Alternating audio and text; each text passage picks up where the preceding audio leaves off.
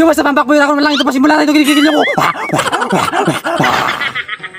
For today's video mga kuragon, meron na naman tayong extreme mukbang challenge mga kuragon. Kung naalala nyo mga kuragon, nagpakagat ako sa antik mga kuragon o yung fire ants.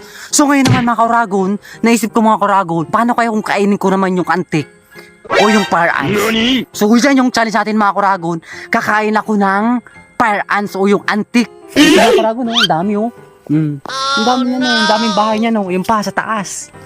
Mahilig talaga silang gumawa ng bahay sa puno ng mangga. Yan ang dami oh. Ito pala, makikita mo na ang daming antik oh. Yan oh. Pero bago ang lahat, sa mga batang nanonood dyan, wag na wag yung gagayahin yung gagayin kasi ako lang si Biguragon yung gagawa nito.